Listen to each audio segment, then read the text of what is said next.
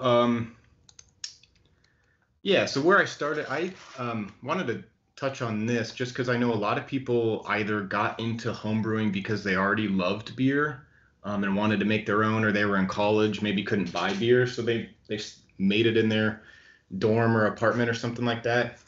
I actually, so I'm an engineer. I went to University of Arizona for electrical engineering, was a pretty stereotypical nerdy engineer. I'm pretty introverted. And when I turned 21, I remember my girlfriend at the time, now she's my wife, she like hosted a party for me, and her dad actually made a beer for my 21st birthday, but I'd have like a couple beers and that was it.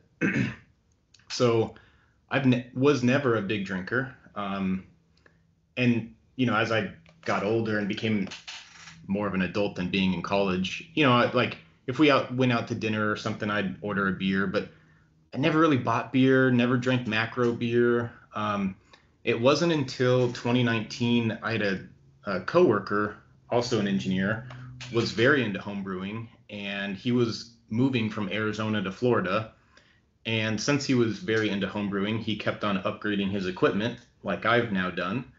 And he had multiple brewing setups. And we were just talking at work one day, and I was asking him so many questions because I had no idea, you could make beer at home, like from grain, from scratch. So I was very interested in the process of it and not so much like the drinking of the beer part of it, which maybe is why I brew the way I brew today, which is mostly for competitions and technical. But anyway, so I got into homebrewing in 2019. A coworker gave me everything I needed. He gave me this system that you see on the left, the Brewer's Edge mash and boil. My first batch of beer was a all grain, just pale ale malt and Simcoe smash beer.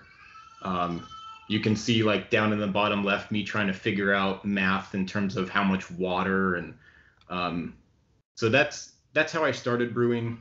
My initial process, put some pictures here from I think this was my first batch. So I used glass carboys. I put it in this spare bathtub, and I would just try to cool down fermentation a little bit compared to room temperature, probably being in the mid to high 70s. So I just put water and tried to cool it down every now and then. And then you can see up here in the top left, I was told to always go into secondary. So I had an auto siphon, right? I'd sanitize everything and auto siphon from one glass carboy to another and just oxidize the shit out of this beer. You can see here in the middle bottom picture a little bag of, those are my dry hops that I squeezed in there, and getting all my bottles ready to the right. And so then I bottle conditioned everything. I know a lot of people, they talk about how much they hated the process of bottling, but I didn't know any better. That was actually another point I wanted to make. When I started brewing, I didn't know other home brewers. Wasn't part of a club. So this is just what I did. And I didn't think of it as a pain. I thought of it as kind of fun, and part of making beer. So bottle conditioned everything in these little swing tops. And so that's where I started. I don't know if that resonates with anybody or if anyone has any questions or comments on that, but this is how I brewed probably my first dozen batches. Well, I'm sure we can all relate to those pictures in some way, shape, or form from those first few batches. That's for sure. Yeah. I certainly can. Yeah. All right. So then. Hey, Shane. Yes, sir. Well, what was your first beer that you brewed? I missed that. Oh, who is that? Is that Ross? That is. Yeah, it's Ross. Ross. Yeah. I did mention that. It was a smash beer, 100% just 2-row and Simcoe. I think this is pictures of it here. And I went from primary to secondary, glass carboy, dry hopped in the carboy, bottle conditioned the whole batch. And I had drinkable beer at the end of it. I thought that's what got me into it. Awesome. Thanks. Yeah, I think my second batch, because I started brewing in 2019, I think first batch, I don't know, September-ish, almost 5 years exactly this time. And so my second batch was actually a pumpkin beer, pumpkin and spices for Thanksgiving. So yeah, as I started getting into home brewing and I just went down the rabbit hole, as I'm sure all of you here went down that same rabbit hole, I just started making very gradual improvements and I kept tweaking things until this is my setup here today. I still use these two fermenters and this glycol chiller. And I used this barrel several times until I put Brett in it, and I did a couple Brett beers, and then the barrel sat dry for a while, and I threw away the barrel because I'm going to buy a fresh one sooner than later. So I don't have that barrel anymore, but this is my setup today. So how I got there, I remember there's a local homebrew shop here, and the guy who owns it, he used to be a brewer at one of the, I think probably the largest commercial brewery in Arizona, Four Peaks, if any of you have heard it that aren't in Arizona. Their flagship beer is called Kilt Lifter. It's actually like a Scottish red ale. Not what you think about being a flagship beer, but it's one of the beers that got me drinking a long time ago. And he told me, because I'd go in and buy ingredients and ask a ton of questions, and like I said, I wasn't part of a club. And I remember him telling me, like, if you want to get better, don't, like, instead of buying another batch of ingredients, spending, I don't know, $80 on, he's like, don't come back here, spend that money on a fridge or something to temperature control your fermentation. So I think I used that Nextdoor app for, neighbors. And I said, hey, is anyone getting rid of a fridge? And I had a neighbor a few streets down who's like, you can come pick up my old one. I don't want it anymore. So got that free fridge, threw a $20 Inkbird on it.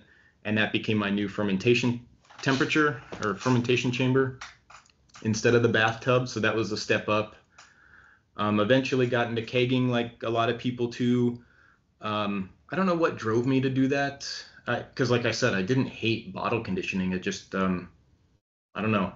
Got into kegging. I think this is around the time when I started thinking about cold side oxidation and so wanted to get into kegging. Upgraded my fermenters. First nice fermenter I bought was that SS Brewtech bucket. Did a ton of batches in that thing. I still have it, but I don't use it much anymore because I use these two. I usually don't have more than 2 batches going at a time. I stopped going into secondary. I'll probably never do that again, especially with these fermenters. I can dump stuff out the bottom. Closed transfers, because when I started kegging, it was just straight. I think I was still auto siphoning into the keg, right? Splashing it at the bottom as gently as I could. But so getting into closed transfer and then glycol for temperature control is what I do now. So over, 3-4 years is eventually where I got to where I am now. And then, like Haven said, big into competition. So when I did join my local club, ASH, Arizona Society of Homebrewers, it was probably maybe 2020 or 2021. 2020 was a weird year, so maybe it was 2021. That's when I entered my first competition. And a fun thing I like to say about that is I remember I entered 3 beers, and my favorite was the favorite of the 3 that I entered was a Irish stout, like a Guinness clone. And my least favorite was this pineapple wheat that I made, pineapple American wheat beer. And I thought the Irish stout was pretty good and the pineapple wheat was not that great. And I think the pineapple wheat got a gold and the Irish stout didn't medal. And so I know people put a lot of emphasis on how you perform in competitions and you think your beer's great. It's just competitions. There is randomness and subjectiveness to it. So try not to beat yourself up too much if your beer that you love and think came out really good didn't medal, because it happens all the time. So then I started competing randomly around the US. Like I have, then I met a group of friends who were into homebrewing, and I had the homebrew club ASH that I was a part of. And every now and then I'd hear about a Beer de Rock, I think, is a competition in Colorado. It's like Belgian onlys, and I had a Belgian beer, so I sent it to Colorado. And then Sods is another homebrew club, SODZ. They have like a British only beer competition somewhere throughout the year, and I had a British beer, so I sent it to there. So I just started doing these random competitions around the States, not for a circuit or anything, just kind of randomly popped up, and I'd send a few entries. And then because I started winning some medals, you know, not every competition, not all the time, but I started chasing the hardware. I like collecting the hardware. I think a lot of you guys do too, and the feedback, of course. You know, I'll read the score sheets and go through it. I like that aspect. I eventually, through Ash, started BJCP training. We actually were lucky enough to have the president of BJCP be a local club member. He stepped down last year as the president, but he was super involved. He actually taught a class of us. Trevor, who's on the call, did that class with me, and then Ross waited too long, and he missed Dennis. But Dennis is an amazing teacher and really good judge, so I got to train with him on how to be a judge. That was really, really valuable. And so then I started helping judge competitions for Ash. So yeah, now I put this, you know, I'm just kind of like an amateur perfectionist. That's what keeps me brewing is, and I think that another slide talks about this, is that's like my biggest driver for this hobby. Everyone has different drivers, socially or just to have beer at home. I brew it to try to make as good a beer as commercial breweries. So Haven mentioned international. So the first international competition I entered was, last year. London. They have London Amateur Brewers Lab. And I just happened to notice, I think if you go on the BJCP's website and go to the competition calendar, you can sort by country and stuff like that. And I would always filter to US and look at, you know, the list of US competitions, and I'd be like, oh, this one's open now, I'll register for a few. That's how I used to enter competitions. I don't know what made me do it, but I do like British beers a lot. It's one thing that I'd like to focus on more, but I just keep kind of brewing random stuff. But I had a couple English beers, and I happened to look up competitions in England or UK or whatever that country code was, and I saw that this competition was coming up, and so I was like, all right, I'm going to enter that. And in terms of the process of entering that, it was the exact same as a US competition. They used that BC OEM software, and what I did is I emailed the competition organizer. There's like a contact us page on those competition websites. So I emailed that guy and I said, hey, I entered 2 beers. They actually limit you to entering 2 beers in this London comp. I had a dark mild and a strong bitter. And so I said, hey, I entered these 2, but I don't know how long it's, you know, if it's going to get stuck in customs or how long shipping's going to take. And he was super cool about it. And he was like, yeah, just ship it to my house and then I'll take it to the competition for you. So I shipped them like a month early, and they got there in like 4 days. It was awesome. As far as customs, so I use Shippo to ship international or domestic. International goes through FedEx. It's the best option, cheapest. It was like $20 to ship from Phoenix to London, 4 bottles of beer. And where was I going with that? Oh, for the customs declaration, kind of what Doug said earlier, I didn't say liquid yeast sample. I think I put homemade soda in glass bottle for a birthday gift. I typed that whole thing out because the customs will open up that package. And the competition organizers have told me that the package was open. So I put something that if they look at it and they see a beer bottle, I mean, could be root beer for somebody's birthday. I don't think they really care. So there's nothing special about the labels you put on there didn't give it away. That's a good point. Like I said, they probably don't care. They probably open it up and make sure it's not drugs or a weapon or something like that. And okay, a few glass bottles, and I haven't had any problems with it. They're probably Now, like, what kind of nerd would ship What's beer that? over? What kind of what? What kind of nerd? We're getting some feedback here. Some of my buddies who know me pretty well, they'll give me a hard time for being all into the British stuff, for like Irish beer, British beer.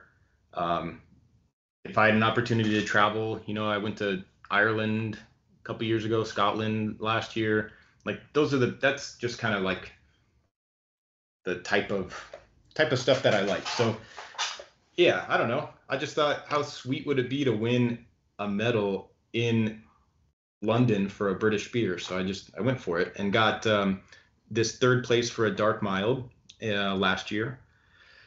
And then earlier this year, it would have been at the end of last year that I entered, but they were judged in January of 2024.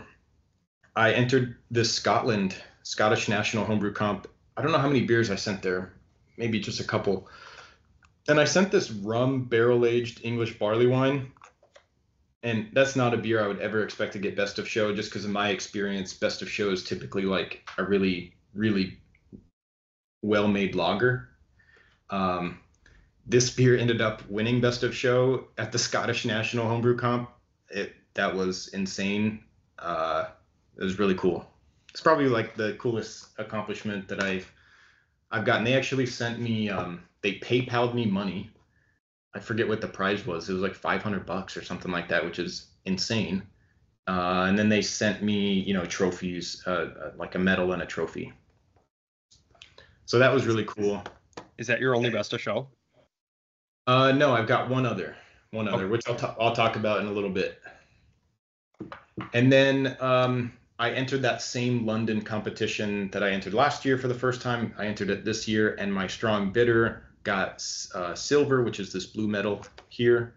So those are my. So I joked with the competition organizers, the same guy last year and this year. I said last year I got bronze, this year I got silver. So next year I should be getting gold. I should be on track. And then I put this bullet here just for you guys, because I know a lot of you guys are competitive, especially Ross. Yeah, he's on here. Please don't make these competitions harder, and you don't have to enter these competitions, because then I have to compete with all you guys. Funny story is Cheyne offered to the club, hey, does anyone want to join and ship some bottles over to this competition in Scotland? And I'm like, yeah, Cheyne, totally. And his response was, oh, sorry, man, the box is full. Thanks a lot, Cheyne. Yeah, I'm not going to offer to help Ross compete. We can talk about Ross later. And then Haven mentioned Homebrewer of the Year for Ash. I think you said Haven 2023, but Ross is on the call. Ross won in 2023. I won it the year. I won it the year before. So I guess 2023 was I got to hold the title for 2023 for winning it in 2022, if that makes sense. Ross is now the defending Homebrewer of the Year from last year. And Ross and I are going for it again this year. So how that works, similar to what the Brew Club is doing, a little bit different though. Ash will run a large open spring and fall competition to anybody, so all of you guys can, and I think some of you have entered these competitions, and the fall competition is on the Brew Club circuit. So those are the two big competitions. Then we have member only mini competitions that are worth more points. And so what will happen is, like, beginning of the year, there's a random mini competition. I forget, this year it was like People's Choice, so it's kind of just like bring your best beer and whatever wins. And they just do like a kind of a best of shows judging. So gold, silver, bronze. And then in the summer, there was a lawnmower beer competition. So it was limited to certain styles: German Pilsner, cream ale, Kolsch, blonde ale, handful of others. That just got judged a little bit ago, and we don't know who won that yet. I think Ross and I both entered that. I don't know, Trevor, did you enter that one? Trevor's on. Yeah. Nice. So yeah, we try to enter these smaller member-only comps. They're, I don't know, maybe a dozen, 15 entries, but you get a lot more points if you medal in one of those comps. You get points for medals only, so it's different than MHP and the Brew Club in that I think both of those take into account like entry count at a table, and it's just like 3 points for gold, 2 points for silver, 1 point for bronze, kind of a scoring. And that might be like multiplied by 3 or 4 for the mini comps. I won by 1 point. Go ahead. Are those judged by BJCP guidelines, or is that or all of those mini comps like just best of show kind of people's choice things? That's a good question. They are judged all BJCP style, but yeah, they are. We'll get a score sheet for the lawnmower beer, but nice. We'll get a score sheet, right? But all that did is kind of like a mini boss. So you get a score sheet, probably the top handful of beers went on to a best of show round, and that's what determined medals, and that's what determines homebrew of the year points. Gotcha. Okay. So yeah, in 2022, I won by 1 point. The only way I could win homebrew of the year is if at the end of the year mini competition, which was holiday beers only, so Thanksgiving and Christmas beers, I had to win gold, and the guy who was in second place, he could not medal, and that's what happened. So it was like the only way I could have won is how I won. And I was very strategic that year with like what I brewed. So I didn't brew things that would be at the same table, right? I wouldn't brew like a porter and a stout that might be at the same table. I just kind of brewed totally random stuff. English beer, American beer, Belgian, just fruit. This year they're doing style multipliers. So like for the fall competition that's coming up in a month or so for us, there are a few styles that will win you extra points. And so like Ross and I, Trevor, that are in the more competitive side of our club, will brew those styles. And you'll have like a table of like 15 dunkels, you know, because everyone is trying to win that extra points. And there's a cash prize. Like I got a cash prize. That was basically it. I got this little parking spot every time I went to the clubhouse. I think, and then Ross winning last year, he gets to work with a local commercial craft brewery, and they're going to take, I think, a couple of his recipes and scale them up. And Ross will have his own beer on tap, and we can all go get it. This I wanted to show you guys. This was my planning in 2022 because I had some like vacations planned out. So I did this stupid little Gantt chart in Visio because I was like, and I've only got 2 fermenters and I've only got so many kegs in keg space. And I was like, all right, I got to turn all this stuff over if I'm going to go for it. So I did all this planning, which is like, this is better planning than I do for my own job. So just you can see like the 10 styles it looks like I was going for in 2022. We usually limit those bigger competitions to 10 entries. So you can see I was all over the place. I had a Gosa rum barrel-aged stout, New Zealand Pilsner, a Belgian quad, a couple meads, English brown, which was a spiced beer with vanilla, strong bitter. I think I did an amber lager, an amber ale, double IPA, and a cider. So I was just all over the place. I think I'm almost done. Yeah, I'm almost done. So brewing philosophy, like where I'm at today, I do like spending a lot of time on recipe development. Kind of down to the last bullet here. I have never brewed the same recipe twice, and I've only brewed the same style of beer a handful of times. So like strong bitter is one of my favorites. New Zealand Pilsner is one of my favorites. But like the Fest beer I just brewed, first time I brewed that. Before that, I did a German Pilsner, first time I did that. Now I got a Dunkelsbach going. I'm about to do a black IPA. I've never done any of those beers. I just keep doing different stuff. So I'll look at like winning NHC recipes, if you're an AHA member, you can look up their whole database, and I like going through that, and I piecemeal kind of pieces from different winning recipes. I like Mean Brews. It's nerdy and technical. So I'll watch an episode on the style that I'm looking at. Craft Beer and Brewing is a good podcast and magazine and website for recipes as well. All these stuff. Homebrew Challenge, Average Brew, of course. I'll research, like, you know, the history of a certain style. I'll piece together my own recipe from all these sources. I usually don't just take a recipe and brew it exactly as it is. I try to stay true to style. So if I'm brewing an English beer, I use Maris Otter. Don't use American Two-Row just because that's just how I am. I know you can make a good beer with whatever you got on hand, but that's just, I don't really do this short and shoddy approach. I really try to stay true to style and the process. Like I mentioned earlier, I do mostly brew for competitions now. I don't brew very frequently. So, you know, it's like I brew once and that's the competition beer that I have. So I'm hoping it's good enough to compete. Fermentation ramp. This is just something I do almost every fermentation. So I figured I'd mention it to you guys. Maybe you'll do something similar, but I always ramp up at the end of fermentation, whether I'm doing an ale lager. You know, I'll start colder for a lager than I will for an ale, but pretty much 3, 4, 5 days into it, then I start ramping it up, and then I stay there for sometimes a couple weeks, especially if I don't want to keg it. I'll just leave it there.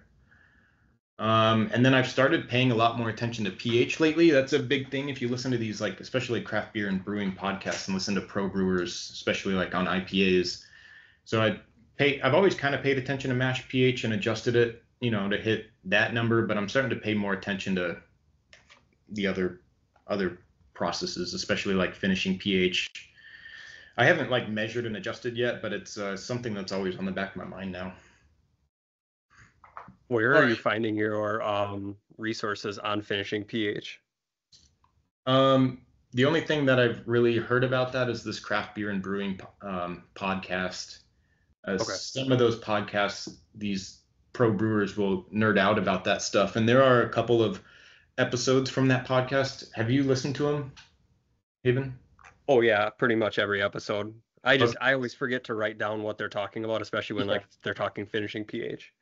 Yeah, I don't write them down either, but that's why it's like always in the back of my mind. Like, so for example, I have this black IPA coming up, and that is one of the style multipliers for the fall competition. So it's like, okay, I want to pay attention to that, especially because it's a black IPA. I'm going to be adding the roasted malt at mash out, right? So then it's like, well, that's going to potentially acidify the wort a little bit. Where's my pH going to be after mash out compared to the normal mash?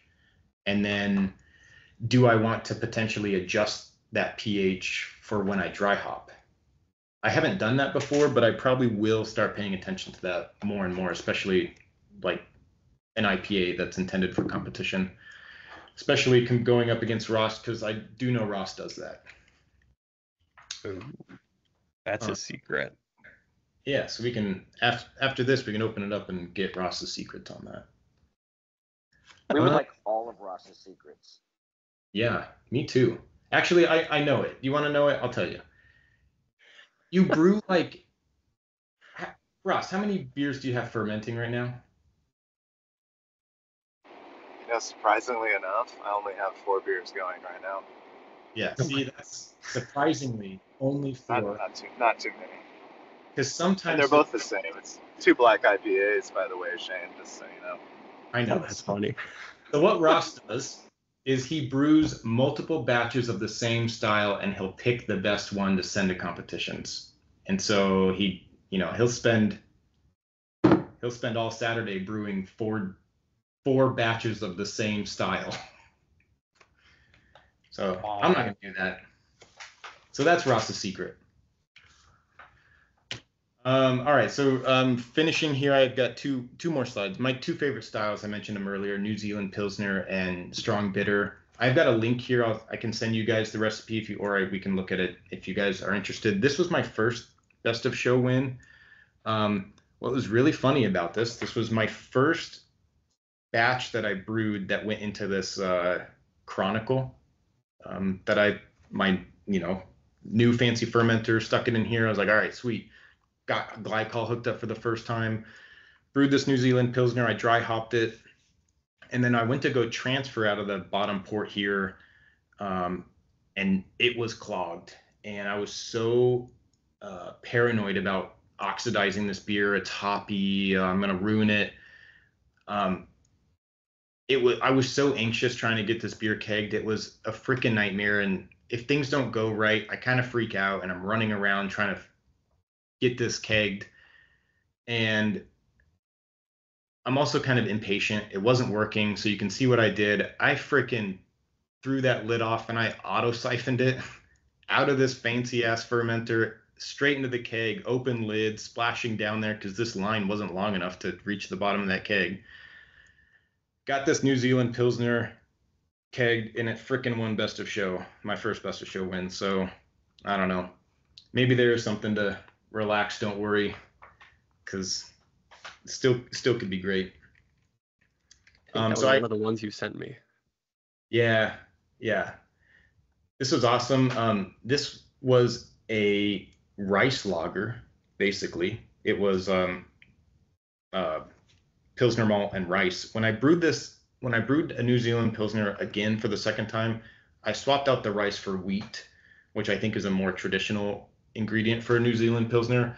I don't know why I went with rice. I think I just wanted a light, crisp, hoppy lager, and I called it a New Zealand Pilsner. I mean, I used New Zealand hops, but don't think rice is traditional in that, and it won best of show.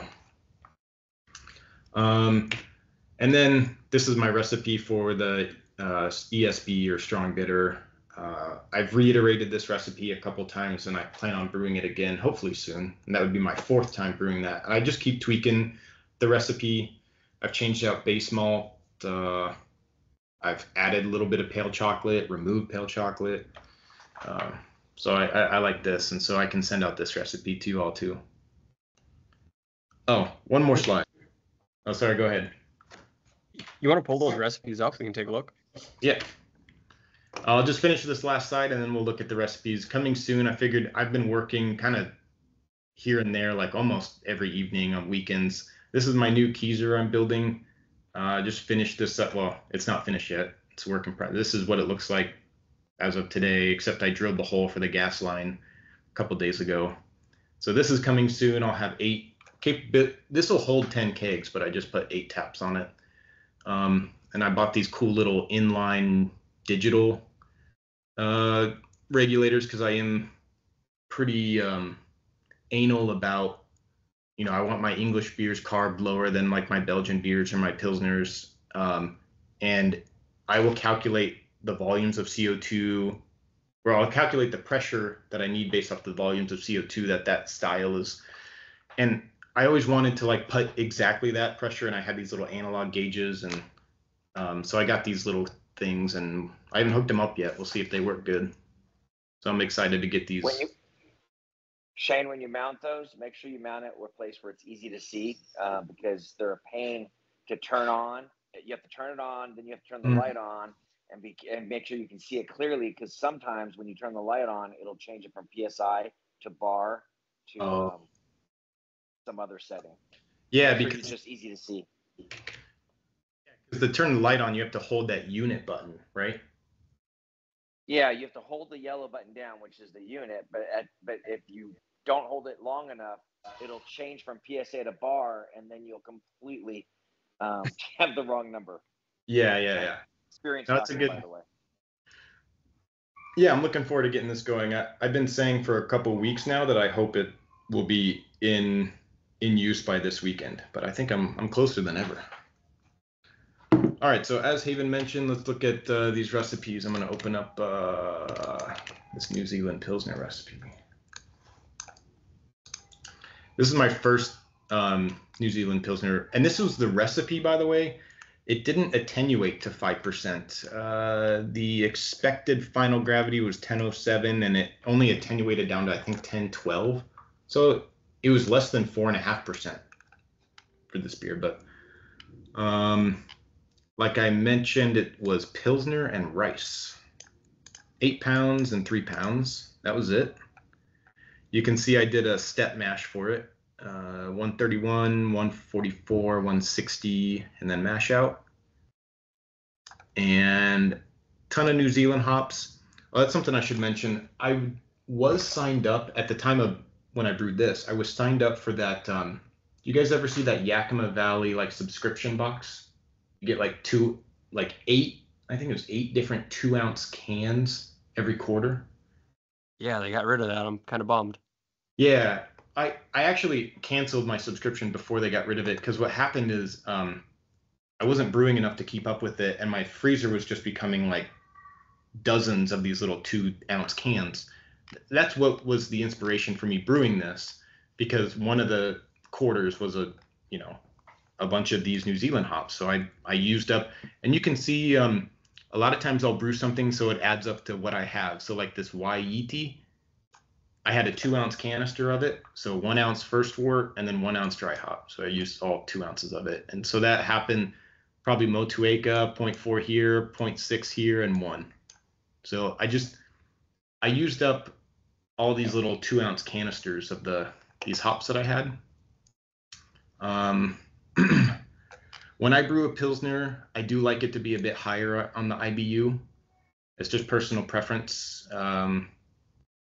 So I typically like high 30s to around 40 for German Pilsner or New Zealand Pilsner. Only difference being New Zealand Pilsner, obviously the hops, and I'll dry hop it. And I think everything else is pretty standard on this. Water chemistry, a little bit higher on the sulfate because I like the higher bitterness and crispness. I also tend to target a little bit higher sulfate for the Pilsners. I use 3470 for a lot of my lagers. And I will use the yeast pitch calculator. So based off the temperature you're going to ferment at and the original gravity and the batch size, these manufacturers will tell you like, use 2 packages or 3 packages. And so that's what I do. I used to not ever make starters. I started that recently. But yeah, so I'll just pitch 3 packages of it and ferment pretty cold. And you can see I usually do, like I said earlier, I'll ferment at a certain temperature for a handful of days and then I'll increase it. Are you doing just your local tap water? Or are you doing RO or distilled? Yeah, that's a good point. Every brew day for me starts either the morning of or the day before we've got these stores in Arizona called Water and Ice. I don't know if it's a national chain, but they're all over, not all over, but yeah, so I take my 2 5-gallon jugs and I get 10 gallons of RO water before every brew day. I've thought about putting in an RO system in my house, but I recently just moved. Actually, yeah, you can see behind me if you're seeing my video here. I've got still not 100% moved in. So I just moved and life's been hectic and I have a 10-month-old child. So I'll get to if I want to put an RO system, it's just at the bottom of the priority list. Gotcha. So yeah, I always start with RO water. I use this to calculate what to add. I also don't add if I am sparging, which nowadays is less and less common for me, but if I am sparging, I don't add the salts to the sparge water. I will just sparge with RO water, and then I'll add these to the boil. I don't know why I do that. A buddy told me once about that, and that's what I do. You're mostly full volume mashes now, though? Yeah, most of the time. This was probably my old system, which I shared earlier, that mash and boil system, which had like a basket that had holes only on the bottom. And so it was made to sparge. My new system is the SS Brewtech single SVBS, and it's got the same like basic construction, but the basket has holes all the way up. So if I do sparge, it's a freaking mess because it's just like if I sparge hard enough and if I pour kind of too hard, it splashes out the sides and it'll splash outside the kettle too. It just is a mess. So if the beer that I'm brewing is low enough original gravity, then yeah, I'll just do full volume. But if I'm brewing a beer like the Black IPA in a week or two, that I'm hoping, I don't want to give too many secrets. Ross already brewed his, so it doesn't matter. I'm hoping for an 8% Black IPA. And so that'll be a bit higher of a original gravity. So that one I'll probably have to sparge a little bit just because I won't be able to fit all the grain in the mash. Wow. Last thing, then we can just chat. This is my strong. I think this was my first strong bitter. I've tweaked this a few times since, but this is kind of the original idea here. This is my ESB. So starting with the malts, like I said, I always will do Maris Otter. I switched this to that Chevalier malt. I'm probably gonna go back to just regular Maris Otter. Maris Otter, some British crystal malt, some biscuit malt, a little bit of flaked wheat. I mean, that's such a small amount, you could probably just get rid of that. I might have gotten rid of that in the future. A little bit of dark crystal. I use DRC a lot if I'm going for darker crystal. And then a little bit of pale chocolate for color adjustment. And you can see here, I just added it at mash out. I don't know where I got this or why I do this, but every strong bitter I make, I add in a container of Lyle's golden syrup. It's like a British, I think it's an invert sugar. It's like a British honey. Have you tasted it raw? What does it taste like? That's a good question. I have not tasted it raw. It comes in this little container, and it says something about like made for Her Majesty. So I just felt like it was appropriate to be in my beer. Yeah, it's this little container. You can see I purchased this before. So yeah, I just throw this in, just like if you're gonna add dextrose or something to a light-bodied beer. I guess with this one, I'm trying to balance having some richer, sweeter malt character from the crystal with keeping it dry and drinkable too. And that's been part of the challenge with this beer style. I actually have always used this yeast strain for my strong bitter, this Y Yeast 1968. I've always used that. I think I'm going to change it because it does not attenuate as much as I would like. It does leave a little bit of a fuller body. And I think, me personally, and I think for competition, it would benefit if it were a bit drier, crisper, and drinkable. So next time I brew this, I'm not going to use this yeast. So you thinking Nottingham? I don't know yet. I don't know yet. Or 04? Is that what you think? Well, I mean, you're looking for the English character, but still being dry. I would say Nottingham will be a little cleaner, and 04 will give you a little bit more of the English character, but still be pretty dry. Yeah. That makes sense. I think this is my first recipe. Like I said, the first time I did 66 degrees, I think I've since bumped that up just because I am looking for character from this yeast. So like now I'll probably ferment close to 70 for this beer. All British hops, of course, except this one. When I do weird things like this, it's because I have a random freaking container of hops in the freezer, and I'm just gonna kill it, and I want a little bit more bitterness, so I threw in some middle fruit in this beer. I don't know. It's gonna boil for an hour, so I don't care. I just wanted to use them up. So all EKG, which have been kind of hard to find sometimes. So I've switched. One of my batches of this beer used Sonnet, which is apparently U.S. or Oregon grown EKG. I think I got that recommendation from Will Allward, if I remember correctly. He used not you, Will. God, I thought it was you. Yeah, someone recommended it. Do you recall what character that hop brought? Is it different than EKG? I think it's pretty similar. Might be just a tad fruitier, but it's pretty similar. Okay. For this one, you can see the first time I mashed 153. I like to play around with this too. I forget where I'm gonna have to look at my notes and see where I want to mash next time. It might be quite a bit lower to try to dry it out a little bit. And then this one, I like to Burtonize my water for my British beers. I like to pump up the sulfate. And I did an English IPA, which was very similar to this recipe, just a bit hoppier and a bit more bitter, but otherwise pretty damn similar. And I went like, if you watch the Mean Brews episode on English IPA, he talks about water chemistry in that, and it's like 400 ppm or something like that. So, yeah, it was a ton of gypsum. Like, or anything over 200 ppm scares the shit out of me. I've done it a couple times. Like, are you getting that minerally, like flinty, kind of nasty chemical character from that? I'm not. My English IPA, I forget the number that I had. I think it was higher than this.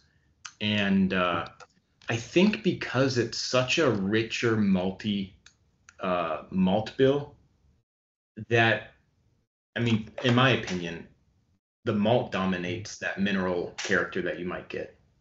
You're counteracting all that sulfate in there. Yeah. Interesting. Yeah.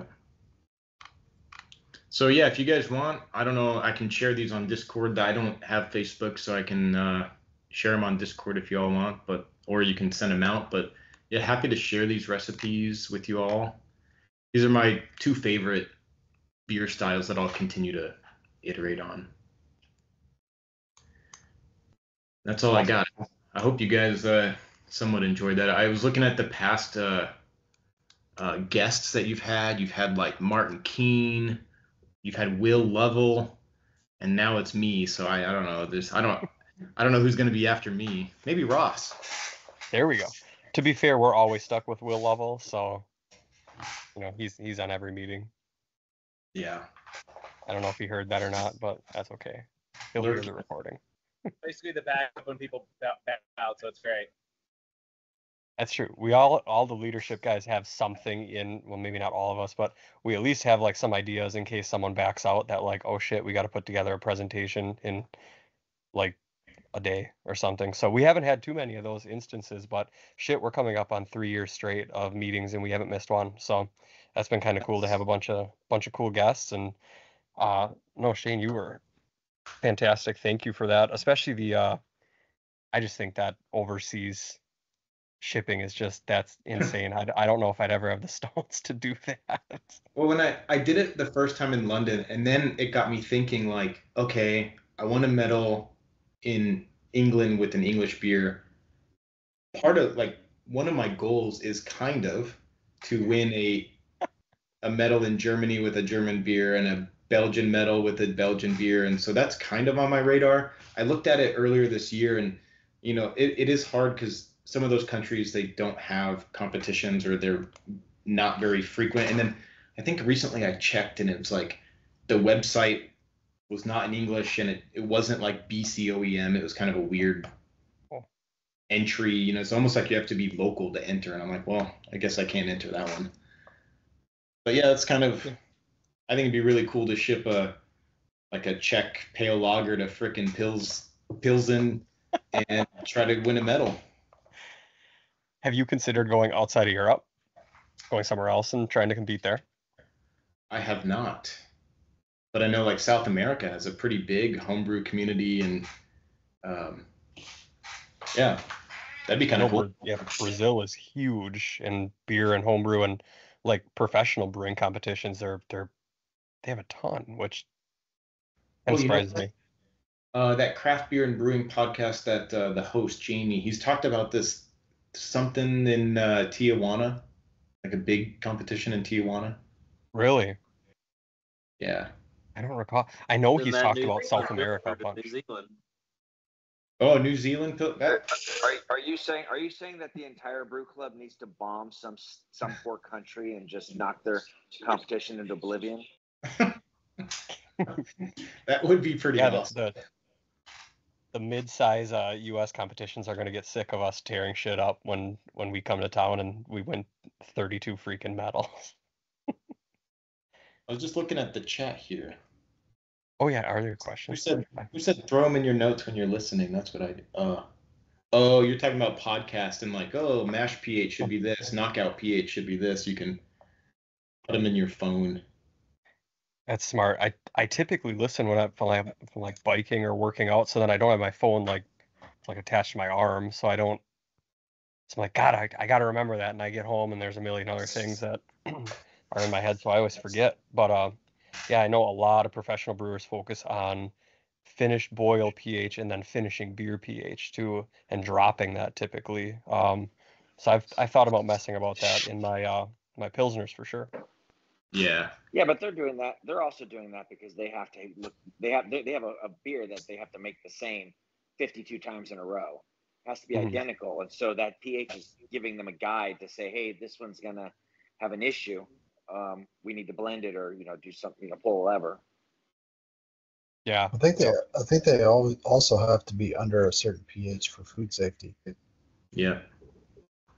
That was Isn't normal beer typically under that pH? No, Yeah, yeast typically fixes that. Unless you dry hop massively. Yeah, so in the craft beer and brewing like IPA episodes they did with Russian River and some of the others, they were talking about finishing beer pH, and like I think it's like 4.6 finishing is considered food safe, 4.6 and below. Wow. And I forget who it was, but somebody on that podcast was like, "Oh shit, we're finishing at 4.7 or 4.8," and so then they were like, "Well, technically not food safe." Wow, interesting.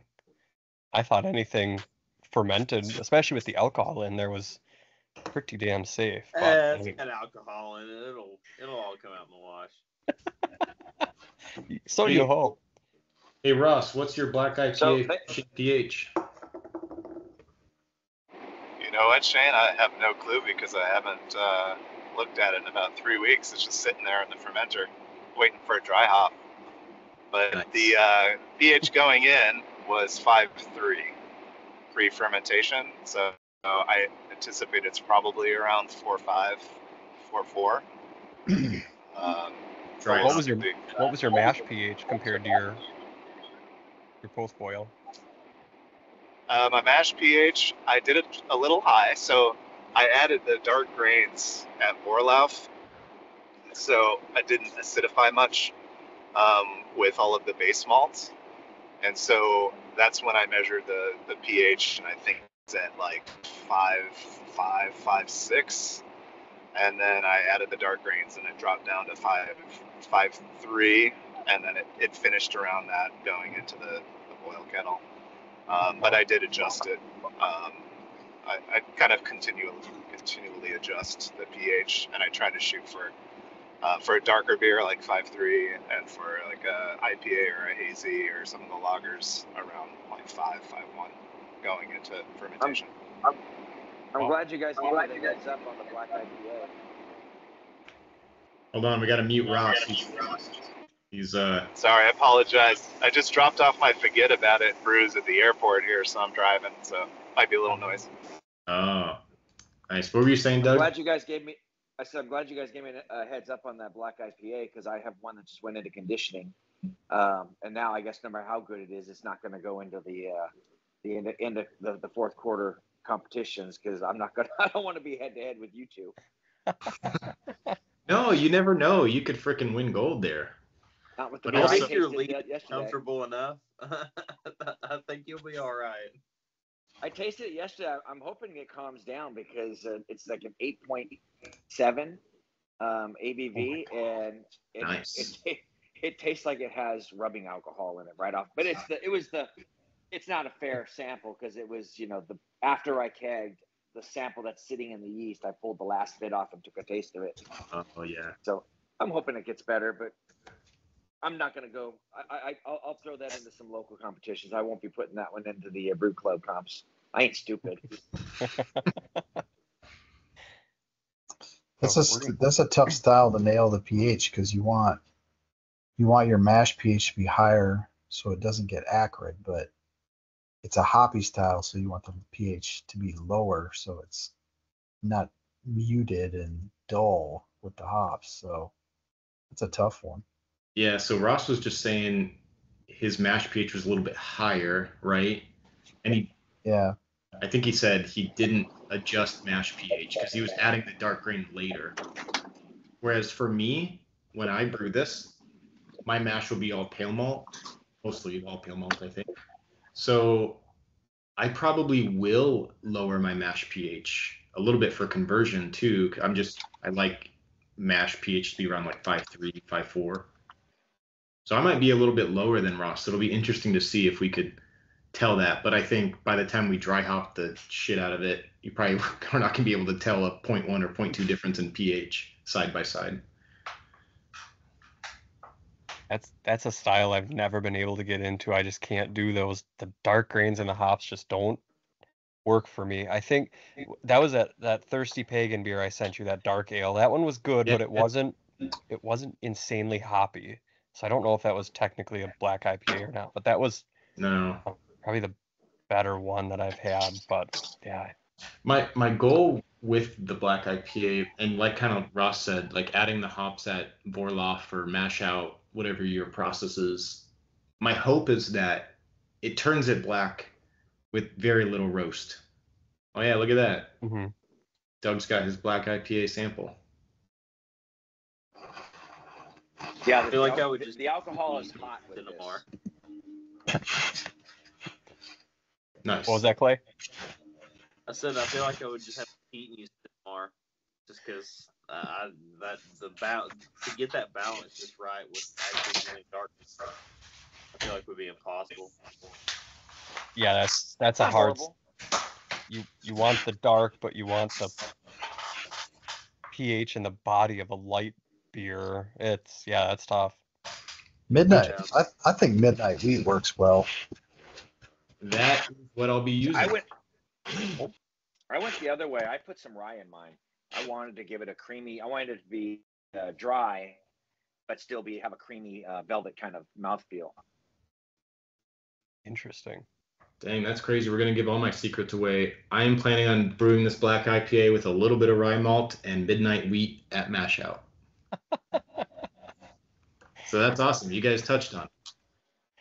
Man, if I don't use rye or victory, like that's basically it. If it doesn't have rye, it's got victory. If it doesn't have victory, so you're doing the same thing with the rye. You're trying to get in the wheat. You're trying to get that mouthfeel.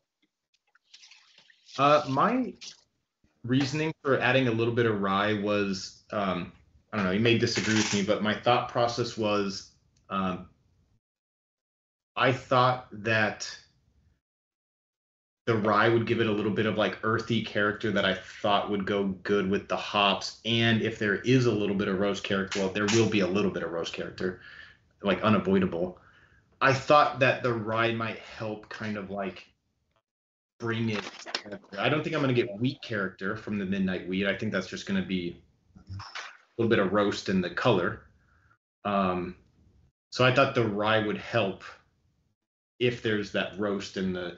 I'm going to try to use some hops that'll give me a little bit of like that resiny character too. So I'm like not just like a modern West Coast IPA fruit bomb. I want some resin in there, some pine dank. So I thought the rye would go well with that. So it wasn't so much like you were saying like a body or mouthfeel thing for me. It was more if there's a earthy component to that rye coming in. Okay. Yeah, so I just judged a competition, and the second place was a black IPA, and the balance on it was phenomenal, and it was dry and had that kind of velvet mouthfeel. And I was talking with the other judge who was a writer who actually judges internationally. He gets paid to go to Europe to judge competitions. Nice. And so he was telling me, he's like, yeah, I think there's rye in here. He goes, I've had beers like this. He goes, I think that thing they have in there is rye. So I'm like, oh, note to self, let's put some rye in this thing. Nice. I think I brewed a couple, and I know pretty sure I used wheat in one, and I remember thinking it would be better with like flake barley or something. But thinking about it, I think rye would work better because of that earthy component would go with any kind of roast, and especially if you're more piney type hops, I think the rye would be the better Rye choice. makes everything better. In my tasting notes, I'm getting chocolate from the dark malt. I'm getting the I would call it a paprika, kind of like a earth, like a Smoky cooking seasoning.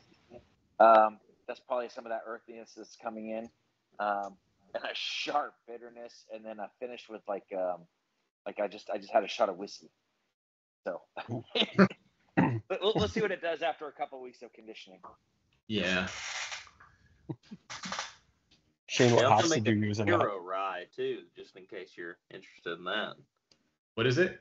Caro rye, so it's a caramel rye. I've heard of that. I've heard that's good. I used that in a dark saison once, and it was wonderful. Mhm. It was a little more sweet, but that earthiness was perfect. I haven't brewed that beer again. I gotta brew that. Oh my God, this is crazy. You guys are I gotta share my screen again. This is my recipe. There's my malt bill. I'm using up some of this leftover like Maris Otter, basically. Look at that. Caramel rye, midnight wheat, and a little bit of corn sugar. Why not? That's my black IPA recipe. 2 pounds of midnight wheat, really? That's Oh, wild. so the reason you can see that, I think I added a note. Sometimes I'll put notes in here, like, why are you thinking what you're doing? Right here.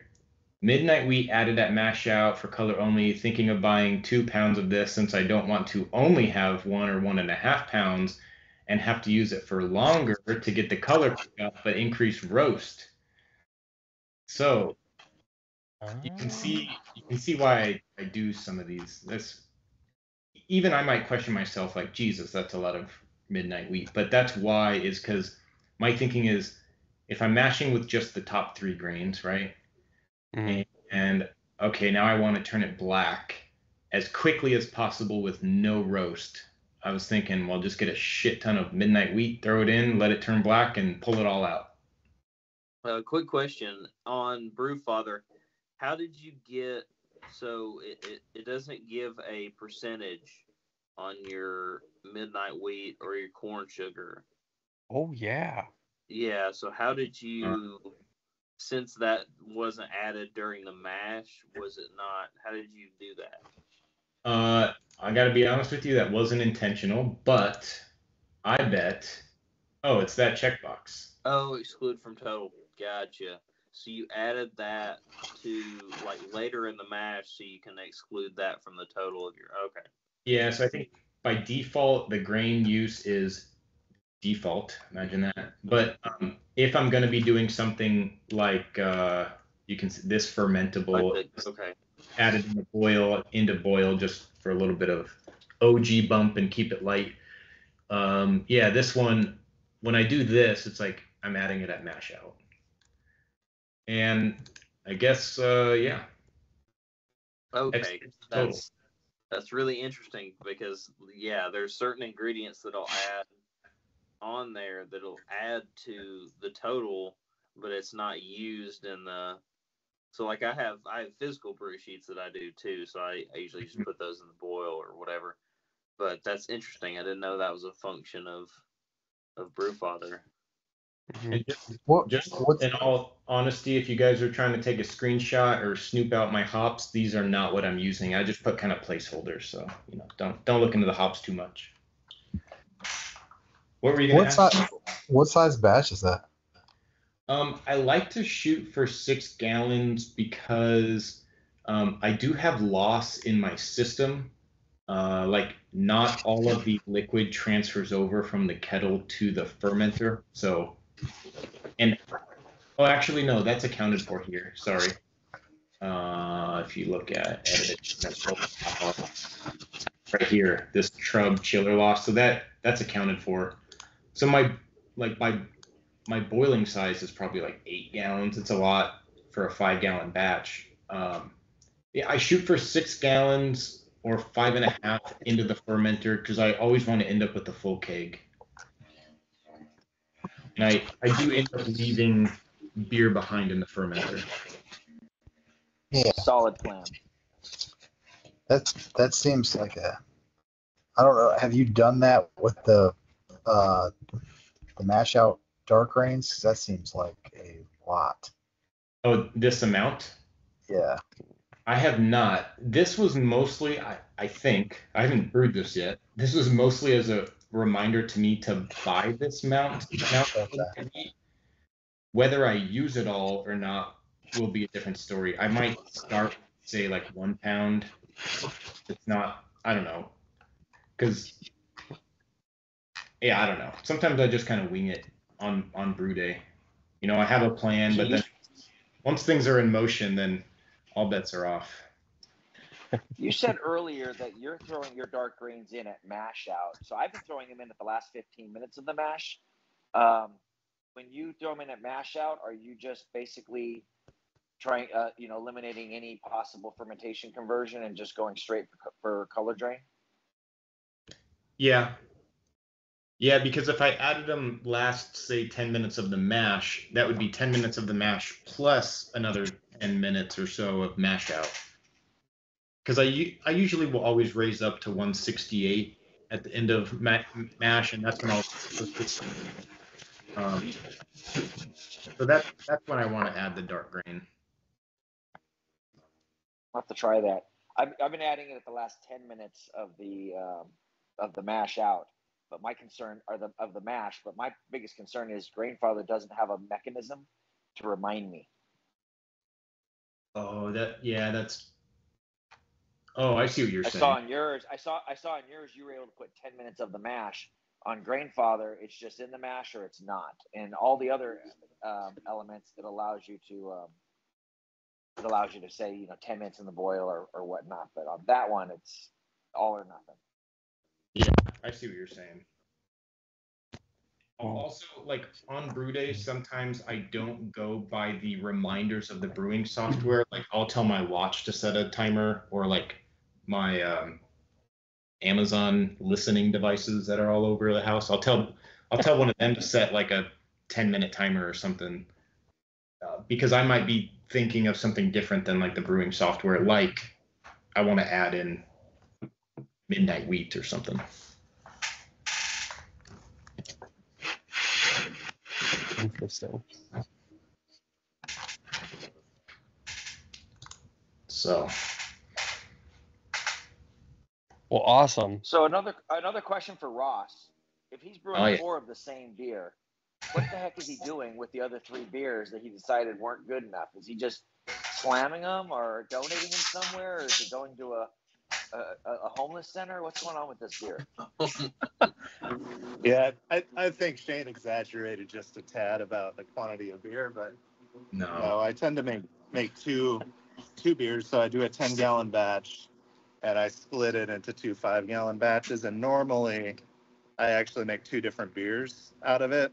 So I'll make 2 different styles. So like the Belgian single, made 10 gallons of that, but I did a Czech premium pills. So I split it into 2 because they're pretty, like if you look at the guidelines, they're pretty close, similar hops, and then I run 2 different yeasts. So that's usually what I end up doing, is just doing a split batch and 2 different beers. But for this case with the black IPA, and then we're doing a best beer, I try to make 2 because I don't want Shane to beat me. So we got to have a couple of those. But Ross does have a huge, I think, stockpile of, he cans his beer. So he'll do like a canning run, can off the whole keg. And I think he's got a supply of a shit ton of cans somewhere in a fridge. But Ross, I didn't exaggerate, because I distinctly remember something about you having like 4 Weiss beers or Dunkelweisses or something going on at the same time. Oh, but I think that might have been for NHC. So you were going twice as hard for NHC. Yeah, unfortunately, I didn't get any beers through an NHC. Congratulations to a lot of you guys who did. But I got one through on a beer we did as a collab with another guy on the Homebrew Club, and it was a German Hefeweizen. So we made 5 of those together, and he just sent those off the winner. And thank God we did, because there was a clear winner. Nice. Oh. Not the dry hopped one, right? No, the dry hop one came in third. It basically looks like a hazy IPA and tastes a little weird. Dry hopped with Hallertauer Middle Fruit during active fermentation. Came out real hazy and tastes a little too like citrusy for the style. Interesting. Yeah, only Ross would dry hop a Weiss beer. Can't fault him on creativity, that's for sure. Yeah. What were we gonna say? Hey, You gotta try it. Sounds like you made a West Coast IPA. Yeah. Make it any worse than they already do. A West Coast Pilsner. Yeah, I gotta find a Shane, category how many for beers it, do you- maybe. Mixed style, maybe 34. Oh yeah. See what they think on that. How many beers? What, Haven? Yeah. How many beers do you have going to NHC? I know Doug has 1, 2. I had just the one. Just one. My beer that just scored a 45 was deemed undrinkable by Katie Miller. If anyone knows Katie Miller, tell her that she is wrong. Nice. I have 3 beers going on to NHC, but technically only 2 batches. So what happened is I've got a stepdad who only drinks like Tecate Light, Dos Equis. It's all he drinks. And he lives 10, 15 minutes away. So every time he'd come over, if we're having like a family get together, and I've got beer on tap, I have him try it. And my stepdad's a very honest man, and he'd tell me, like, even if it's a great version of a certain beer, he'd be like, that tastes like absolute dog shit. So as a joke earlier this year, I said, all right, I'm going to make, like, my goal is to make a beer that my stepdad would like, a Mexican light lager. So I brewed, I could pull up that recipe too, but it was, Pilsner, corn, and very little hops, like 10 IBU or something like that. Very little hops. I might have used Que Bueno, or I think Y Yeast or something has the Mexican lager strain. So very traditional Mexican lager with a lot of corn. And I entered that as both an international pale lager, specified as Mexican light lager. And I also entered it as an American light lager, because I don't think there's any freaking difference between an American light lager and a Mexican light lager, especially at a blind tasting. And they both advanced. So that is the same beer advancing as both American light lager and a American light and Mexican light. And then I also am advancing a blonde ale that I brewed as a cream ale, basically the same freaking thing. Pilsner malt, corn, and Chico yeast with a little bit more hops than the Mexican light lager. And that one came out with a little bit more character than I thought a cream ale should have. So I entered it as a blonde ale, and that's advancing. So I find it very ironic that, like, my favorite beer styles are very characterful, either very hoppy, bitter, or like British malty. That's what I would love. And that's like what I want to ship internationally. That's what I want to compete with. I am not really a plain fizzy yellow beer type of guy. And that's what I have freaking advancing into NHC. And I swear to God, if I medal, I'm going to be happy, of course, but I'm going to be like, damn it, now like people know me as like a freaking American light lager brewer, which I know as a brewer is like, making a light lager is the holy grail of a brewer. But that's not what I want to win with. I want to win with like a dark mild. I don't want to win with a light lager. But Shane, the rule is you enter the beer what it tastes like, not what you meant to make it. I've gotten 3 medals for Schwartz beers. I have never brewed a Schwartz. A Dunkel, I'm guessing, is one. I had a Marzen that I made a error and I put in too much chocolate hops, and so I put that one in as a Dunkel and a Schwartz, and I got second, third. I might have been first, second. Same beer, same table, same judges. Wow. And then I had a Vienna that just came out a little darker. It was too roasty to be a Dunkel, it was too light to be a Schwartz, so I added a bottle of Cinnabar into it and Nice. sent it off and got a gold. I think I got like a 41 as a Schwartz, but it was a Vienna. Nice. Wow.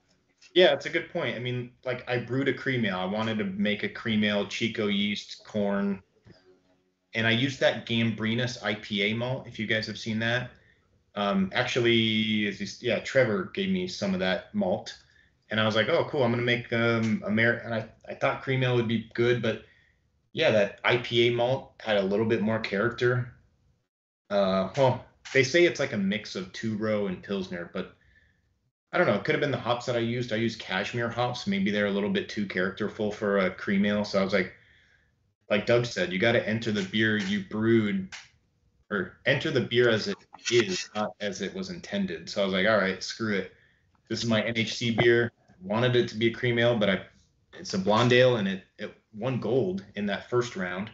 So now it's going on. The best story I have about a beer entering in multiple styles was last year. I meant it to be a Schwartz, and it came out a little light on the roast, so I entered it as a Schwartz, a Czech dark, and an international dark in a bunch of different competitions. I just like picked random whatever style I wanted to pick for that competition. One of them was Copper State, and I won medals in all three, and I have 40 fucking twos on all three styles, and I didn't get a 43 on any of them, which sucks because Shane and I are still in a race to Grandmaster 1, and I think we're tied right now, and that could really help, but I got a 42 in every one of them, which sucks. I haven't looked at that dashboard in a while. I'm pulling it up now. How many do you have? How many 43s do you currently have in your race? 43s, I have 6.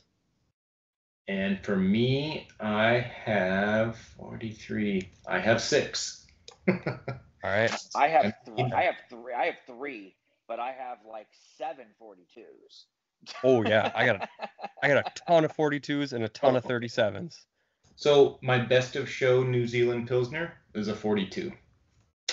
My God. That one sucks. But I don't mind brewing another amazing New Zealand Pilsner to go back into competition, so that's fine. I still need 4 more 38s though, so I have to keep my eye on the right ball. It'll transfer over if they're high enough. You'll get like, that's what happened to me. I think when I got to master, it was like, what's before master? I forget. Distinguished. Yeah. So for me, it was like boom, boom, real quick, because it was like you just had to get that threshold, and then now with the 43s, it's pretty difficult. I haven't gotten a single one this year. I mean, on old beers or new beers, it's been, I don't know if judges are adopting the kind of MHP scoring to their thought process. I know it was hard to keep that out of my mind when I judged at Indiana Brewers Cup. Do I bump this to 43 because it's deserving of a 40? And I can't think like that. And I know judges shouldn't think like that, but competition's even either gotten tougher or the mindset has changed. I find that the best judges for me are the pro brewers. Love pro brewers at my table because they don't have any F's to give about anything. They're like, you know what? There's nothing wrong with the way it looks. 3. There's the aroma. I can smell shit. 4. Yeah. But they're giving good feedback, but it seems like pro brewers aren't as nitpicky, and they're a little bit more giving of for a good beer. If the beer's in balance, you're going to get a good score from the pro brewer. It's one way or the other with pro brewers. I find it's like either they give a good score and it's wonderful, or they just shit on a really good beer and you don't know why, and they don't give any feedback. At least the pro brewers up here that judge competitions. I guess I've been lucky. All right, just for fun, since we're talking about it, I talked earlier about my best of show win in Scotland. So you can see here, this is my rum barrel-aged English barley wine. This guy, don't know his name, L. Bartlett, is a professional brewer. And yeah, like you said, Doug, Aroma, wood, raisins, dates, 10 out of 12. Hell yeah. Flavor, holy shit balls. Holy shit. 18 out of 20. And like overall impression, as good as anything I've brewed commercially. Barley wine is life. Not much you could do to make that better. 44. That's the best feedback I've ever seen. Holy Yeah. shit. Oh. Yeah, again, that's a pro brewer's feedback. It's like I would put this on tap means you're getting a good score, Yeah. and I would not sell this means you're getting a bad score, and for whatever reason, that's how they look at it. Yeah, so I almost guarantee you that this guy who judged my beer in the first round, right, and gave me a score sheet, if he's a pro brewer locally in Scotland, I want to say he was probably at the final best of show judging too, and if this is what he thought in the first round, he might have been the reason why I won best of show. If you guys are not familiar with best of show, it's a ton of judges, handful of judges, ton of beer, all different styles, the gold from every table. And sometimes you get very opinionated people that will steamroll their opinion on, what the best beer at that best of show round is. And if this guy was at that best of show judging, I almost guarantee he's the reason why. Based off this feedback he gave me, he's probably the reason why I got best of show there. Now, on the flip side, the worst sheet I ever got, they put malt aroma 6 out of 12. Well, they're technically not wrong. I guess it shouldn't have been that malty then.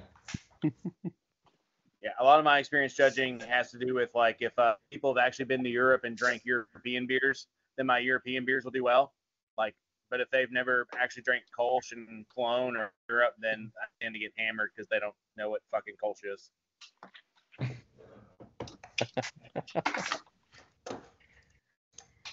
Yeah, it's tough. It's tough to nail some of those styles, like especially that. I feel like Kolsch and Pils, people like their Pils a certain way, and if that Pils isn't entered and it doesn't taste like what they expect, if they like a northern kind of Pilsner profile, it's a little more bitter, and it's a southern that's a little more malty and aromatic, they're gonna ding that shit, even though it's a good example. So I think that's kind of tough, those weird in between styles. Yeah, even personally, I find I'm pretty I mentioned earlier the Pilsners that I brew, I like to be dry, crisp, pretty high bitterness. Yep. I brewed a German Pilsner. It's actually still in the keg, but it's been cold crashed for like a week and a half. I need to get it kegged. I haven't pulled the yeast either, so it's just sitting there. But I pulled samples out, right? And I don't get the sharp bitterness that I want. So I'm like, God damn it. Like, it's not the beer that I want, but it still might be a very good Pilsner. So it's just like, I'll enter it. But maybe I might switch it. Maybe it's a Hellas because it doesn't have that bitterness. So I don't know. I got a second place at Red, White, and Brews. And it's a beer that should not have gotten a 23. It was the American Porter that I brewed for, I think, third, fourth quarter last year. And so I think I had it on tap in November. I know that. So end of November, it was on tap. It tasted like something was not in balance. Just seemed something was off. My son, who has a really good palate, he doesn't know why. He tasted, he's like, yeah, I don't like it. And that's usually a good indicator there's something wrong, right? And then I put it into several competitions, and I got feedback ranging from DMS to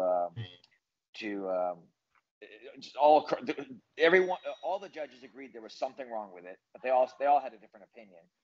And then I put it into Red, White, and Brews because I needed the beer, and I got a second place, and it got like a 38. I'm like, these judges don't know what they're doing. It's just a roll of the dice. Yeah, exactly. If you shotgun enough, you'll hit it. Yeah. My current philosophy is that we're not actually in a brewing competition. We're in a bottling competition. If you have 10 to 12 beers that are judged, that are put in, a third of them are going to have bottling process issues, and they lost before they ever got there. And then you're going to have, of those people left, you're going to have another third that have a process issue. Maybe it's a stringency, maybe it's the DMS, but there's a process issue which is going to hold them back.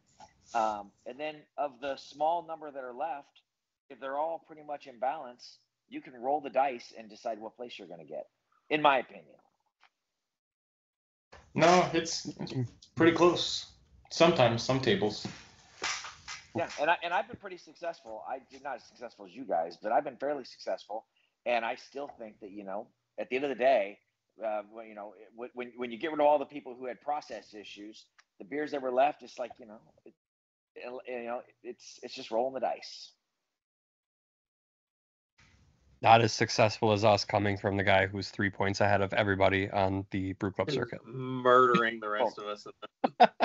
To be fair, Cheyne is not even entering in our brew circuit. I haven't seen his name once. I know he's on a different one. Ross has been flying a different flag, but if he was flying our flag the entire way, then I would not be in the lead. So I wasn't talking about you, Haven. I will say this year I am trying to win Arizona Homebrew of the Year and knock Ross off his very high horse. And then if all goes well, then I'm totally willing next year to enter in on the brew circuit and enter under the brew club. So I can come after you next year, Doug. I think you should go for the repeat. You should go for the back-to-back. Just don't worry about this. Just go. Oh yeah. Here we go. See if you can go back to back. Give the rest of us a chance. Yeah, I could do that. So what happens if Ross wins Circuit of America and Arizona Homebrewer of the Year? How much is that club going to have to deal with that? I think Ross needs to quit his day job and take me and Trevor along with him, and we'll open up a brewery. I think that's what that means. There we go. He's already brewing enough beer, it sounds like. That's a Ross, very long shot. How many best of shows have you had this year? How many Ross, how many shows have you had this year? I'm not sure. It's not that many. I think three, maybe 4. That's it's enough insane. that you're not sure. It's enough that you're not sure. Let's leave it at that. It's a few. It's hard to get best of show. I mean, that's takes some real talent. So, I don't know if I have that level of talent yet. I'm just trying my best. Trying to beat Cheyne once in a while. I'm like looking for reasons to quit my day job. So if Ross and I could just open up a brewery, I'll quit tomorrow. I think we'll have a few customers have to fly out to Phoenix and enjoy some great brews. Yeah. Hey, we got an office in Scottsdale, so I could come down there. That's where Ross lives. There we go. Me and Trevor are. I'm sure you can. In this market, I'm sure you can find some breweries selling cheap. There's one in Redlands that's selling their brewery for $250,000. That's less money they put in it. Oh my gosh. If only I had $250,000 to spare. Damn it. It's a tough market. Small business loan. Yeah, I know. Go with that. That's shit. I mean, the brewing industry is not one that I'd want to get into at this point in time. Give it a decade, we'll see what happens. But my God, they are just dropping like flies. It's crazy. It's sad. I've got a buddy in my local club that's opening one next year that I'm going to be a small part of. So you were saying that, yeah, that's. Yeah, why not? Go for it.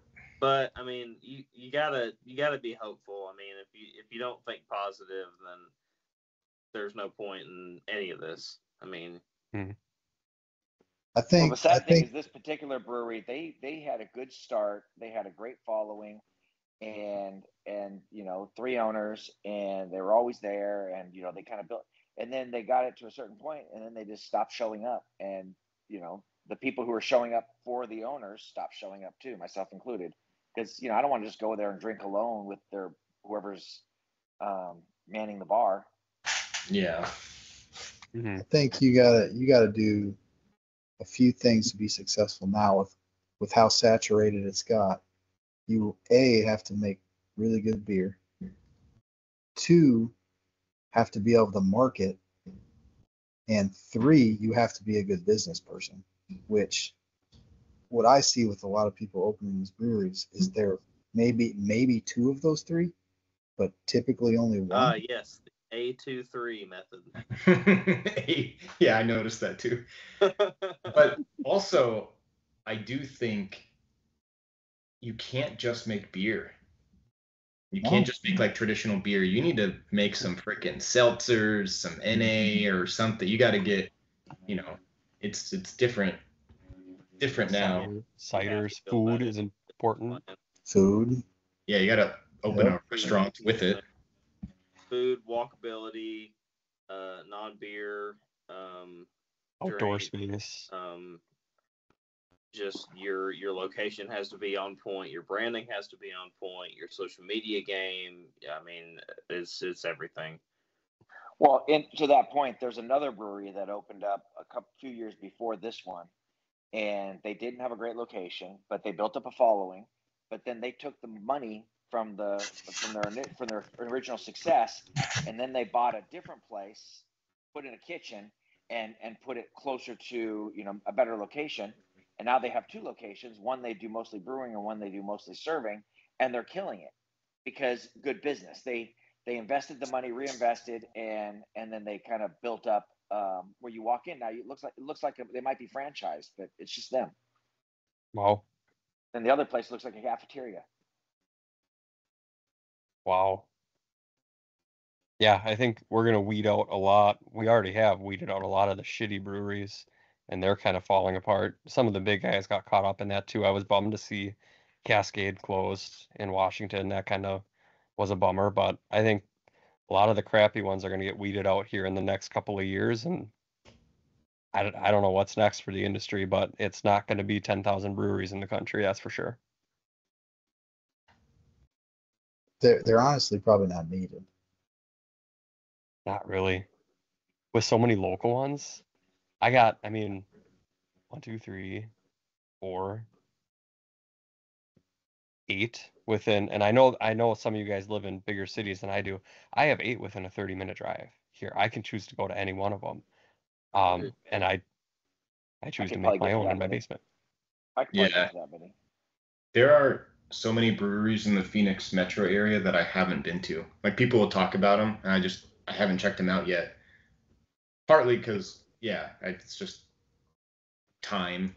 But yeah, it's kind of, if I had the chance, there's a couple breweries that I would just go to over and over, right? Because I know I like them, and they've got variety. Shane, I was going to ask you, are you filling your fermenters and then lifting onto that table, or are you filling it in place? Because that looks like a backache waiting to happen. Yeah, so usually I just recently moved. So like in my old garage, I had it air conditioned. And so what I would do is while I'm brewing, sanitize the fermenter, right? If it was clean and empty, because sometimes I do repitch directly into the dirty fermenter. But standard process would be I put it up on the table empty and sanitized, and then I've got a counterflow chiller. So during knockout, I transfer directly into the bottom of the fermenter, just hose, tri-clamped on there, and fill it from the bottom. But my new house, still brew in the garage. It is way too hot in the garage and it's not air conditioned, so it's way too hot. The glycol chiller, I brewed back to back a German Pilsner and then the Fest beer. When I knocked out the Fest beer, because my groundwater is like 100 degrees, so I can chill my boiling wort to like 110, and then I use glycol to do the rest. What happened? My German Pilsner was sitting at, I don't know, 55. And now I had glycol circulating both fermenters, and you see where I'm going? The hot fermenter warmed up the Pilsner, and they both kind of, the Fest beer came down, the Pilsner came up, and they stabilized at like, I forget what it was, 70, 75 or something like that. and it would not drop. The glycol chiller like could not handle the garage temp. And the Pilsner was actively fermenting, and I didn't want it to be at 75 or 80 degrees.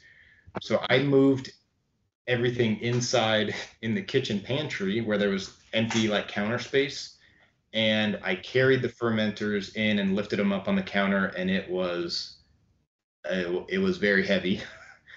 But this is what we got to do to make homebrew, so I had to do it. So those are full when you're lifting them? Yeah, well, they were at that point, yeah. But it was kind of like, well, they were full to the brim, 6 gallons, heavy, super heavy. And then I also lifted the glycol chiller up too, so it's out of the way, and so that's where the fermenters still are. That goes completely against my philosophy of brewing. I don't want to hurt my back brewer. I don't lift water. I now have all my fermenters on the ground on wheels. Nothing is being lit. I don't lift my fermenters anymore. The only thing I lift is the grain basket. Yeah, my plan is before next summer, hopefully to air condition the new garage, and then I wouldn't be lifting fermenters. But every brew day, I'm exhausted physically, just because I'm standing up the whole time. I'm sitting, standing, sitting, standing, walking around, lifting things. So I guess I'm the opposite of you. I am a break your back brewer. Oh yeah, I'm lifting fermenters in and out of fridges full and moving shit around and lifting water, and I thought the basement brewery made it easier, but everything's just closer, but I still do all the same manual labor. It's just I don't have to walk upstairs. I just get to turn and do the same manual labor. So, oh yeah, same way. I did a double brew day last weekend. I did 2 batches of mixed firm sour, and after I was toast after that. I was so tired. So I see a future for Cheyne where he's going to get some hot cubes, and he's going to just he's gonna put his stuff into a hot cube, let it cool off overnight, and then bring it in 2.5 gallons at a time to fill into that fermenter, and that would save your back.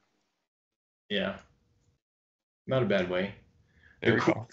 I didn't present on this, but the coolest batch I did in terms of chilling was on New Year's Eve 8 months ago. I brewed a Saison, and the only time of year where it gets a little bit cool here in Arizona at night, New Year's Eve time.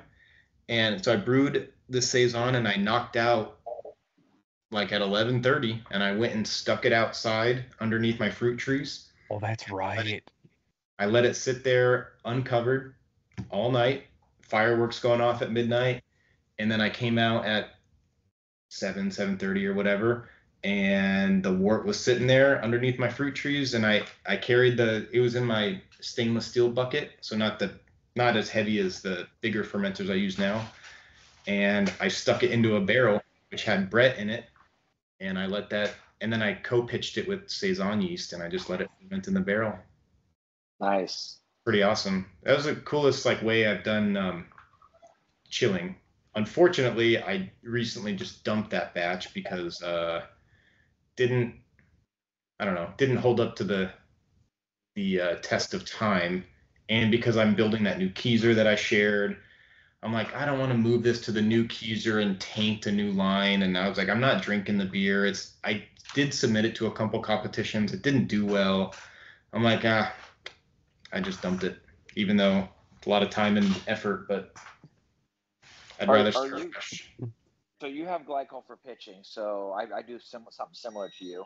So my question is, are you of the mindset of, if you're going to ferment, let's say 10C, are you of the mindset to pitch at 12, or to get it all the way down to 10 and pitch at 10, or the same with an ale? If you're gonna ferment at 19C, sorry guys, 67.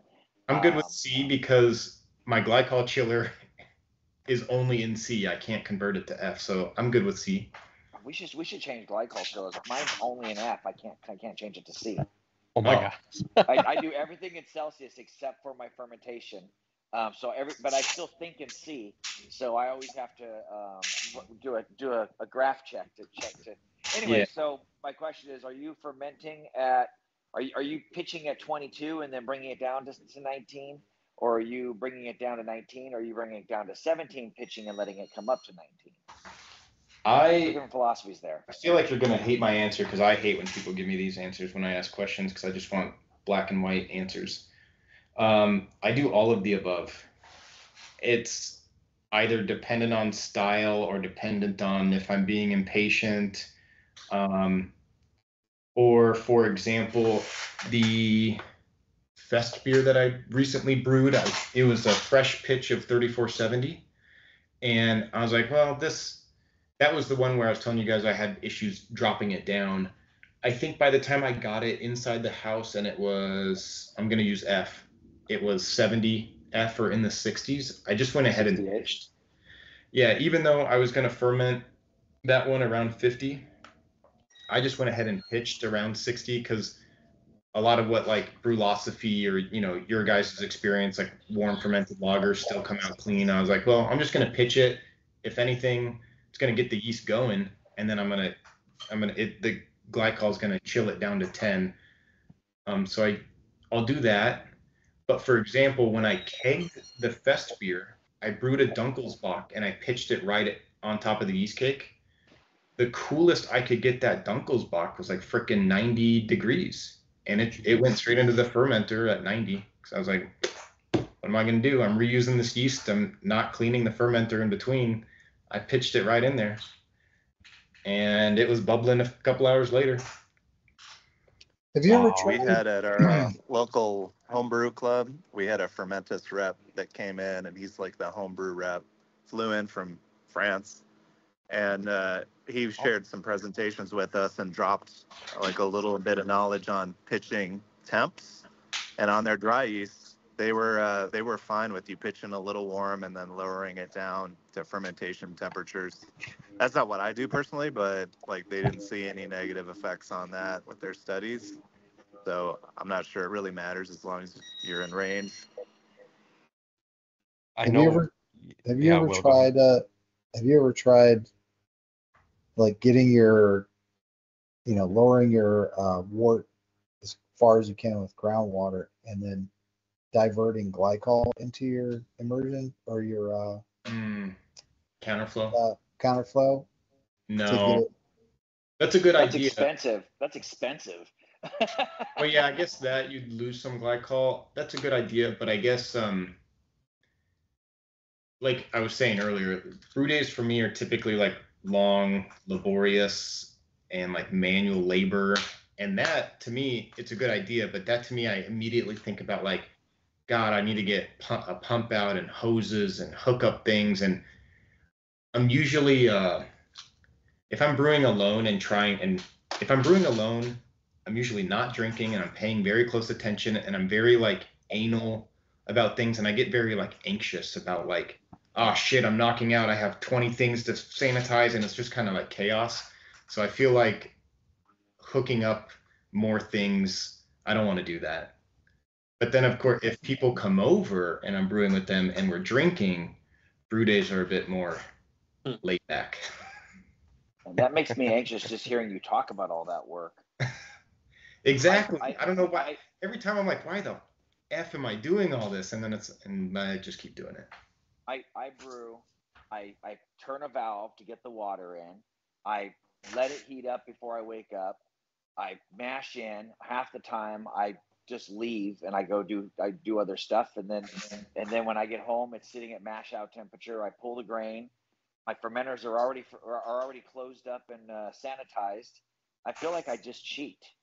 Yeah, see, you do a good job of preparing, and I always have good intentions of doing that, but then lazy, I'm a procrastinator, so it's usually very hectic and I'm running around. Yeah, I guess on that point, I don't. The beer I kicked out a couple days ago, the fermenter's still sitting there dirty. It's closed up. It's got CO2 in it. I don't care.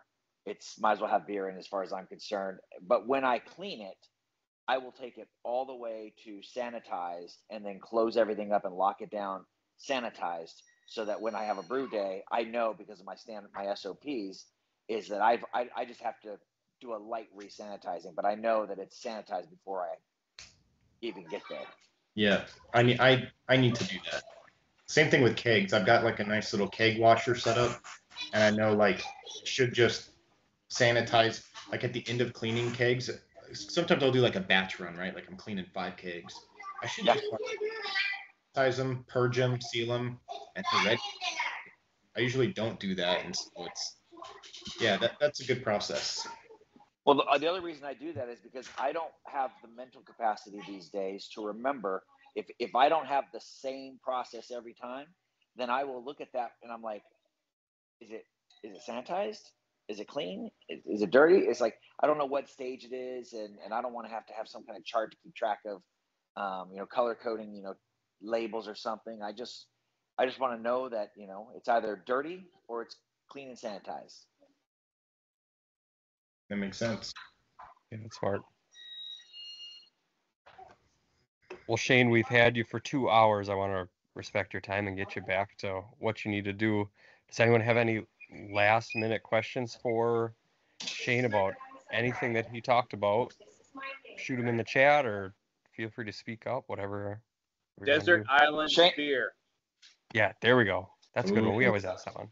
Shane, don't forget to fill out my poll, because you said you did have some troubles getting in. So. Oh, Jesus. Which poll? It's in general. I'm gonna get in trouble for it, so you might as well fill it out. It's on the general chat of Discord. It has no impact to anything in the Discord. To answer Will's question, Desert Island beer. I am a very kind of seasonal, or I go through phases of styles, and I am loving hoppy lagers. And so like New Zealand Pilsner, obviously, West Coast Pilsner is very popular these days, and you can find them like commercial cans at bottle shops nearby. So today I'm going to answer that question with West Coast Pils. Dry, light, easy to drink, hoppy, bitter, refreshing, and you're on a desert island. That's a good answer.